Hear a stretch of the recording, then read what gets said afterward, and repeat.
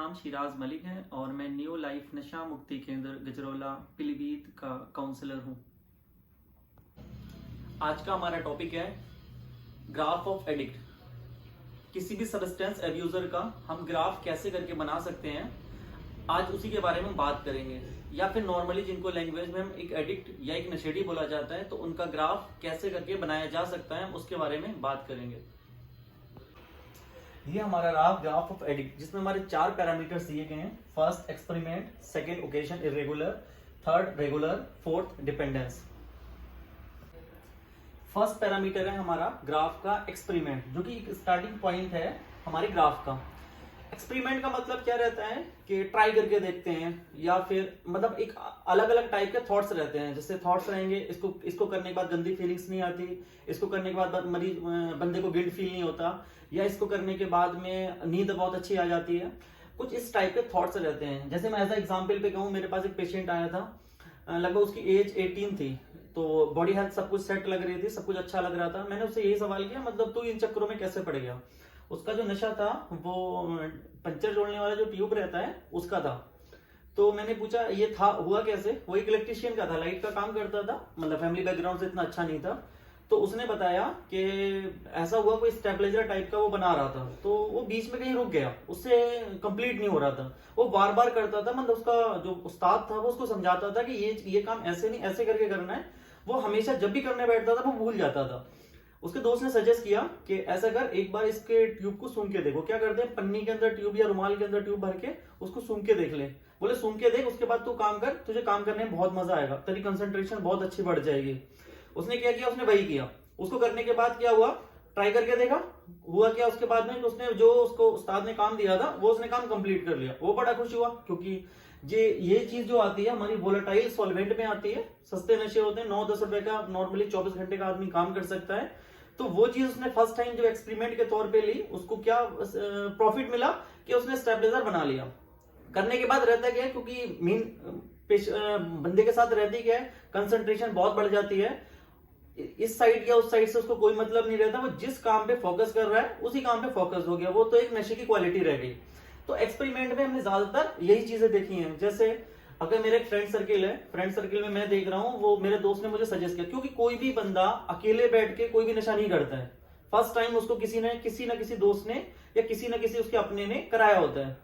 तो ऐसे ही साथ लगभग दोस्त बैठे हुए हैं, तो बाकी दोस्त भी ड्रिंक कर रहे हैं, चल ठीक है एक बार ट्राई करके देख। बोले एक बार में कौन सा तू नशेड़ी बन जाएगा, या तेरे पापा को पता लग जाएगा। या फिर बियर, एक्सपेरिमेंट के तौर पे बियर ले लेते हैं। बोले इसको पीने के बाद एक थॉट चलता है, पीने के बाद जो है बंदा मोटा हो जाता है, बंदा हेल्थी हो जाता है। स्टार्टिंग पॉइंट वहां से बियर से कर लेते हैं। जो स्टार्टिंग पॉइंट बियर हो जाता है तो उसके बाद वो आगे बढ़ जाते हैं, वो एक अलग बात है।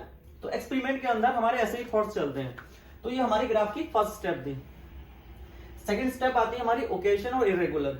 अब मैंने फर्स्ट टाइम बियर तो पी लिया दोस्तों के साथ में, हो सकता है मैंने अभी 1 साल पहले मैंने बियर पिया था, अब एक नेक्स्ट ईयर फिर से कोई न्यू ईयर की पार्टी हो रही है, या हम वही दोस्त का रीयूनियन हुआ, तो उनको पता है किसने इस बंदे ने पहली बार पी थी, या हम किसी पार्टी में सारे लोग मिल गए, तो वो ओकेजन और रेगुलर हो गया। उसने कहा भाई चलो ठीक है यार, कोई नहीं देख रहा है, कोई फैमिली मेंबर नहीं देख रहा है, और ये ट्राई कर, ये फिर से कर लेते हैं। 1 साल पहले पी थी, कोई दिक्कत नहीं है, हमें कोई दिक्कत नहीं हुई। तो जो ओकेजन और रेगुलर तक की स्टेप है, यहां तक हमारे किसी फैमिली मेंबर को या किसी भी बाहर के अपने बंदे को नहीं पता लगता है। ये हमारे बाहर तक का, किसी को नहीं पता लग रहा है। थर्ड स्टेप आती है रेगुलर। रेगुलर में क्या रह जाता है कि ऐसा आप समझ लीजिए कि फैमिली वालों को पता लग जाता है कि हमारा बंदा एक नशा करने लगा है, तो रेगुलर वो वाली स्टेप रहेगी। अब फोर्थ स्टेप आती है डिपेंडेंस, जिसको हम एक एडिक्शन भी बोल सकते हैं। Fourth step is last step है। जरूरी नहीं है, मैंने क्योंकि ज्यादातर जैसे अल्कोहल की बात करूं, मैंने अल्कोहल के अपने जितने यहाँ मेरे पेशेंट रहे हैं आज तक, मैंने उन पेशेंटों में 90% ऐसे पेशेंट देखे अल्कोहल वाले कि जो रेगुलर ड्रिंक करते हैं वो नहीं थे, जिन्होंने छोड़ी लगभग 4-4 मंथ के लिए छोड़ दिया, 5-5 मंथ के लिए छोड़। एग्जाम्पल लिया, वो एज अल्कोहल के तौर पे लिया था कि मैंने जो 90% लोग देखे थे वो रेगुलर अगर नशा कर रहे हैं तो लोग नशा मुक्ति केंद्र में या फिर नहीं आना पड़ रहा है उनको। बट ऐसे पेशेंट देखे जिन्होंने लगभग 2 मंथ के लिए छोड़ दिया, 2.5 मंथ 3 मंथ के लिए नशा छोड़ दिया, लेकिन जब उन्होंने पीना स्टार्ट किया तो 1 हफ्ते के अंदर ही उन्होंने 3 मंथ की कसर पूरी निकाल दी। तो ऐसे लोग ही रिहैब सेंटर में आते हैं। अगर मैं एक बात कहूं, तो अगर मैं आदत वाली बात कहूं, तो मैं 2 स्टेप है तो आदत के अंदर ले सकता हूं। या फिर मेरे पॉइंट ऑफ व्यू से मैं रेगुलर को भी लगभग हाफ इसको कंसीडर कर सकता हूं आदत के अंदर। बट जब हमारा बंदा रेगुलर वाली कंडीशन में पहुंच जा रहा है तो इसका मतलब फोर्थ वाली कंडीशन पहुंचने के आगे बढ़ रहा है। तो ये थर्ड और फोर्थ वाली स्टेप को लगभग हाफ इसमें कंसीडर कर सकते हैं आदत में, और हाफ डिजीज में, बीमारी में कन्वर्ट कर सकते हैं। क्योंकि मैंने पहले ही बताया था कि नशा एक बीमारी है, नशा एक मानसिक बीमारी है, नशा एक लंबी बीमारी है, नशा एक बार बार होने वाली बीमारी है। तो हमारे पास जो भी लोग इलाज के लिए जरूरत पड़ती है, तो इलाज के लोगों के उन लोगों के लिए जरूरत पड़ती है जो डिपेंडेंस की कैटेगरी में पहुंच जाते हैं।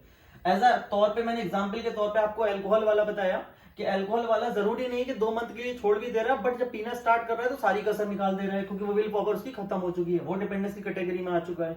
या फिर जो मानसिक तौर पे पूरा खराब रहने लगा है।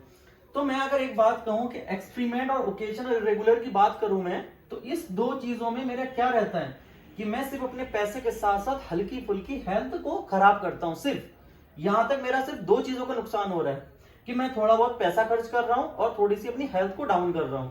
ये इसमें ज्यादा मेरा लॉस नहीं है। बट जब मैं थर्ड स्टेप पे आता हूं तो थर्ड स्टेप के साथ में मैं पैसे के साथ साथ अपना हेल्थ भी ज्यादा खराब कर रहा हूं। बट जब मैं फोर्थ स्टेप में जब मैं आ जाता हूं तो फोर्थ स्टेप में मैं एक बात कहूंगा कि फैमिली डायनामिक्स मेरे बहुत खराब रहने लगते हैं, हमारा मरीज साइकोलॉजिकल बहुत खराब रहने लगता है, फैमिलियों से दूर रहने लगता है। तो fourth step is the last step, जिसको हम एक एडिक्शन या नशेड़ी या एक एडिक्ट बोला जा सकता है। तो इस वीडियो बनाने का मोटिव सिर्फ यही था कि मैं ये चाहता हूँ ये वीडियो उन लोगों के पास पहुंचे जो घर बैठे हैं अभी, जिनका स्टार्टिंग पॉइंट मे भी हो सकता है वो एक्सपेरिमेंट वाली स्टेप पे हो सकता है रेगुलर वाली स्टेप पे हो। तो ये वीडियो देख के उन लोगों को अपनी रेशियो निकालना है कि हम कौन सी स्टेप पे हैं और वो अपने आप को वहीं पे रोक सकते हैं।